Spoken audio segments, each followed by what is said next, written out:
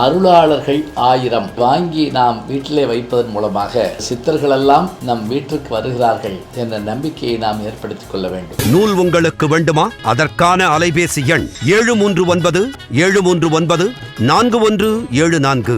GPay மூலம் செலுத்த 9176564723.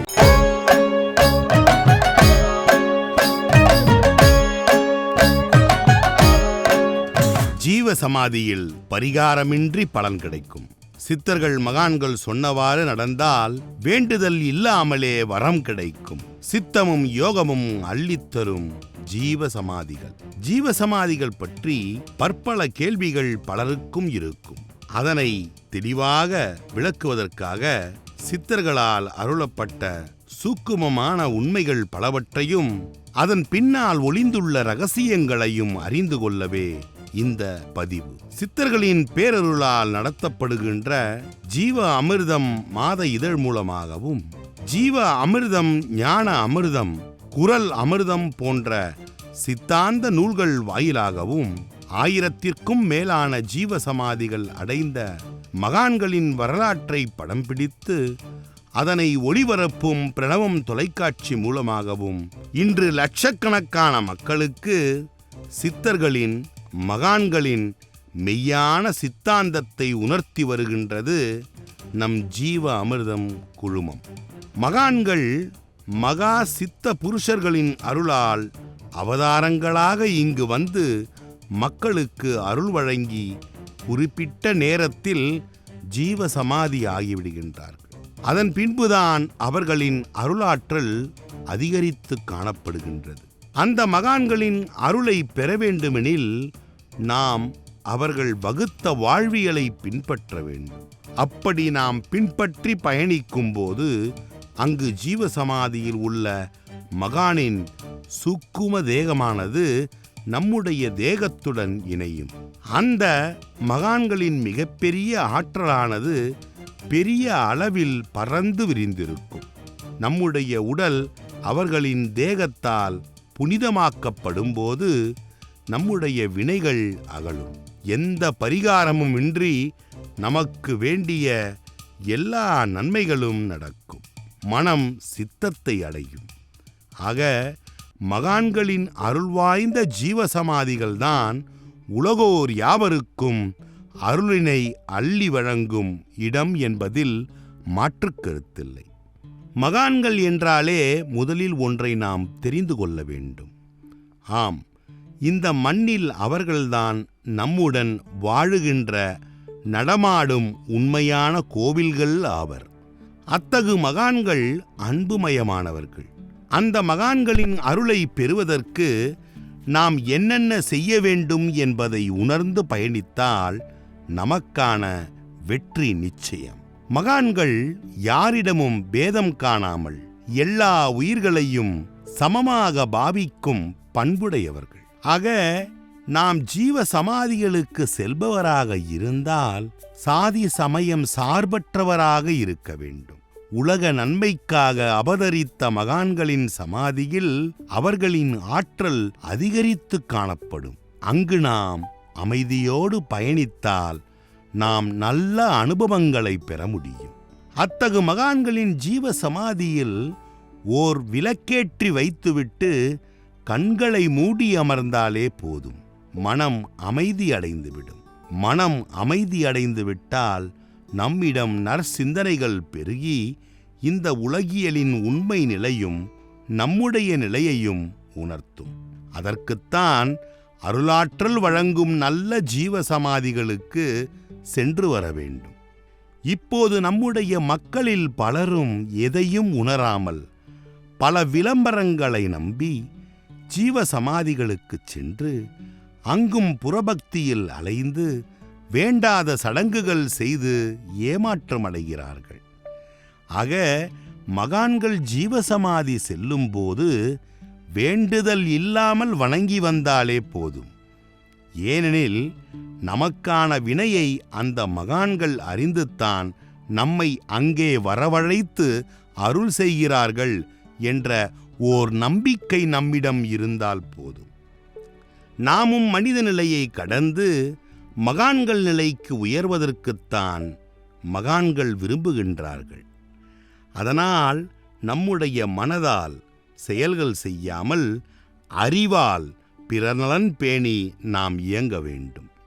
மனம் அற்ற பின்புதான் நம் அறிவானது இழக்கப்படும். அதன் பின்புதான் எதிர்பார்ப்புகள், தேவைகள், பற்றுக்கள் எல்லாம் மறைந்து எண்ணங்கள் அழிந்து தன்னை அறிந்து வினையை பொசுக்கும் ஆற்றல் நமக்கு கிடைக்கும். அப்போது நாமே மகான்களின் நிலைக்கு உயர்ந்து நமக்கான கரும வினைகளை நாமே தீர்க்கும் ஆற்றல் படைத்தவராக மாறிவிடுவோம். அதுவரையில் நமக்குண்டான வினையை சோதனையாக கருதி அதனை நாம் தான் அனுபவித்தாக வேண்டும். அதற்குத்தான் சித்தர்கள் நம் வாழ்வையே அட்டாங்கமாக பிரித்து அதில் 8 யோக நிலைகளை தந்துள்ளனர். அவை இயமம், நியமம், ஆசனம், பிராணாயாமம், பிரத்யாகாரம், தாரணை, தியானம், சமாதி என்று 8 நிலை யோகங்கள் உள்ளன. நாம் அறவழியில் ஆன்ம சிந்தனையோடு நின்று இந்த பேரண்டத்திற்கு நன்றி சொல்லி பிறர் நலன் பேணி அறவாழ்வை வாழும்போது ஒவ்வொரு படிநிலையாக கடந்து விடலாம். ஆக நாம் இயல்புடன் பயணித்தால் போதும். சித்தர்களின் பரிபூரண அருளால் அட்டாங்க யோகம் நமக்கு வாய்க்கும். அப்படி பயணிக்கும் போதுதான் பற்பல சோதனைகளும் நடக்கும். எதையும் மனதிற்குள் எடுத்து செல்லாமல் பயணித்தால் மனம் அற்றுப்போய் ஒடுங்கிவிடும். சோதனை எனும் துன்பங்கள்தான் பேரறிவிற்கு வழிவகுக்கும். இதனை உணர்ந்து பாதை மாறாமல் பயணிப்பதுதான் உண்மையான சித்தாந்தம். எந்த சோதனைகள் வந்தாலும் அதனை ஏற்றுக்கொண்டு எங்கும் பேதமின்றி அன்புடன், தயவுடன், கருணையுடன், எந்த எதிர்பார்ப்புமின்றி, எந்த வினையுமின்றி இயல்போடு மகான்களின் ஜீவ சமாதியை வணங்கி வாழ்ந்தால் போதும். தன்னாலே நம்முள் சித்தாந்த அலைகள் ஊடுருவி அட்டாங்க யோகத்தை நிறைவேற்றித் தரும். நிறைவில் தன்னாலே 7ஆம் யோகமான தியானம் வாய்க்கும். அந்நிலையில் எல்லா விதமான பற்றுக்களும் துறந்து 8ஆம் யோகமான சமாதி கைகூடும். அப்படி சமாதி நிலையை அடைந்தவர்கள் சகஜ வாழ்வு நிலையிலேயே சமாதி நிலையில் நின்று வாழ்ந்து நல்ல மக்களுக்கு அருள் செய்வார்கள். அதாவது பல மகான்கள் சமாதி நிலையில் இருந்தாலும் கண்களை திறந்து கொண்டு அனைத்து நிகழ்வுகளிலும் சகஜமாக பங்கேற்று கொண்டே உள்ளார்ந்த விழிப்புணர்வுடன் நான், எனது, என்னுடையது என்ற அகங்காரம் இல்லாத பக்குவத்துடன் சமாதி நிலையில் இருப்பார்கள். அதைத்தான் வள்ளல் பெருமானார் சகஜ நிலையிலேயே சமாதி நிலையில் இருக்கலாம் என்பார். அதையும் கடந்து உடலையே ஒளியாக மாற்றிக்கொள்வது சித்தர்களின் செயலாகும். அந்த சமாதி நிலையில் இருந்தவாறே பல மகான்கள் சித்த நிலையை அடைந்து ஒளிதேகமும் அடைந்து விடுவார்கள். ஆக சித்த நிலை என்பது கடுந்தவமாகும். அதற்கு சித்தர்களின் பரிபூரண அருளாசிகள் இருக்க வேண்டும். இன்று காண்பவரை எல்லாம் சித்தர் என்று நினைத்து ஏமாற்றும் மனிதரும் இருக்கின்றனர், ஏமாறும் மனிதர்களும் இருக்கின்றனர். நிறைநிலை எய்திய சித்த நிலை உடையவர்கள் மறைவில்தான் வாழ்வார்கள் என்பதை உணர்ந்து நாம் தான் கவனத்துடன் பயணிக்க வேண்டும். இங்கு எல்லா சித்தர்களும் மகான்களும் இயற்கையோடு ஒன்றிய அற வாழ்வை வாழ்ந்து தன்னை உணர்ந்து மரணமில்லா பெருவாழ்வை அடைந்து தங்களின் சூக்கும ஆற்றலால் இன்றும் மக்களுக்கு அருள் வழங்கி வருகின்றார்கள். அத்தகு சித்தர்களால் அவதாரம் பெற்ற மகான்களின் ஜீவசமாதிகளுக்கு செல்பவர்கள் அந்த மகான்கள் கூறிய அருள் வாக்கியங்களை வாழ்க்கையில் கடைபிடித்து பயணிக்கும் போது அபாரமான அருள் கிடைப்பது திண்ணம்.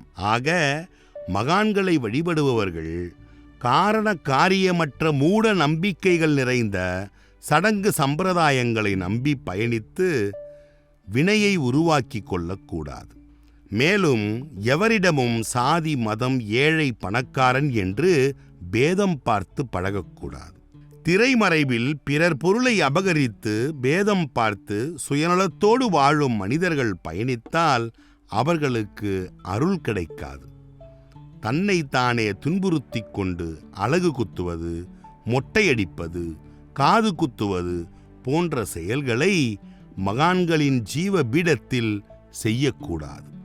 பல்லாயிரம் மகான்களின் ஜீவசமாதிகள் பராமரிப்பின்றி நம்முடைய மண்ணில் புதைந்து போயிருக்கின்றன. அதனால்தான் தமிழகம் இன்றும் ஓர் புண்ணிய பூமியாக இருக்கின்றது. இப்போது பல மகான்களின் ஜீவசமாதிகள் வெளியில் தோன்றும் காலம் வந்துவிட்டது. ஆதலின் நாம் புண்ணிய வாழ்வை வாழ்வதற்கு மகான்களின் பூரண அருளை பெற வேண்டும் அல்லவா? அதற்கு நாம் இயல்போடு ஒன்றி எதிர்பார்ப்புமின்றி எல்லா உயிர்களிடத்தும் உண்மை, நேர்மை, கருணை, அன்பு, தயவு, பணிவு, உதவிகள் செய்து சத்திய தருமத்துடன் வாழும் வாழ்வை பின்பற்றி வாழ்பவராக இருக்க வேண்டும். நல்லோர் மனதை நடுங்கச் செய்யும் காரியங்களை செய்யாமல் தீயவருக்கும் நல்லதையே செய்து விலகி நிற்பவராக இருக்க வேண்டும். இங்கு வாழுகின்ற எல்லா உயிர்களும் சிவம்தான். சீவன் போய்விட்டால் சவம் என்பதை உணர்ந்து பேதமின்றி அன்புடன் நாம் பயணிக்கும் போது மகான்களின் பரிபூரணமான அருள் நமக்கு கிடைக்கும். ஜீவ சமாதிகளில் உள்ள மகான்களிடம் எதையும் வேண்டாமல் அமைதியாக சென்று வணங்கினால் போதும், அவர்களின் நல்லருளை பெற்றுவிடலாம். ஜீவசமாதிக்கு நாம் செல்லும் போது ஜீவசமாதியில் உள்ள மகான்கள் நம்முடைய ஆன்ம நிலையை அறிந்து நமக்கான வினையை நீக்கி அருளை அள்ளித் தருகிறார்கள். அதனால் யாரையும் நம்பி பயணிக்காமல் நமக்கும் அந்த மகானுக்கும் மட்டுமே தொடர்பு என்று பயணித்தால் நமக்கு சிறப்புண்டு. நம் ஆன்மா உணர்கின்ற ஜீவசமாதிகளுக்கு சென்று வழிபடுவது நமக்கு மட்டுமல்ல, நம்முடைய சுற்றத்தின் வினையையும் நீக்கி நாம் முக்தி பேற்றை அடையவும் வழிவகுக்கும். ஒரு சில ஜீவசமாதியில் எந்த கூட்டமும் இல்லாமல் இருக்கும். ஆனால் அருள் அலைகள் நம்மை அப்படியே தூக்கி நிற்க வைக்கும். அப்படியான பல நூறு ஜீவசமாதிகள் நம்முடைய தமிழகத்தில் உள்ளது. ஆதலின் விளம்பரங்களை கண்டு பயணிக்காதீர்கள். நாம் உணர்வதற்கு இந்த மண்ணிலுள்ள ஜீவசமாதிகளை ஆராய்ந்து நம்முடைய நட்சத்திரத்திற்கு ஏற்ப அந்தந்த மகான்களின் நட்சத்திரங்களை வழிபடும் வகையில் அவர்களின் வரலாற்றினை தொகுத்து அருளாளர்கள் 1000 என்னும் தலைப்பில் அருள் வழங்கும் அமிர்தமான நூல் வெளிவந்துள்ளது. இந்த நூலினை படித்து தாங்கள் இருந்த இடத்திலேயே அந்த அருளாளர்களை ஆத்மார்த்தமாக வணங்கி வேண்டியும் வரம் பெறலாம். பிறவிப் பெருங்கடலையும் நீந்திவிடலாம். ஜீவனுள்ள ஜீவசமாதி செல்வோம், நல்லருளை பெறுவோம். அருளாளர்கள் 1000 வாங்கி நாம் வீட்டிலே வைப்பதன் மூலமாக சித்தர்களெல்லாம் நம் வீட்டிற்கு வருகிறார்கள் என்ற நம்பிக்கையை நாம் ஏற்படுத்திக் கொள்ள வேண்டும். நூல் உங்களுக்கு வேண்டுமா? அதற்கான அலைபேசி எண் 739-739-4174. ஜிபே மூலம் செலுத்த 9176564723.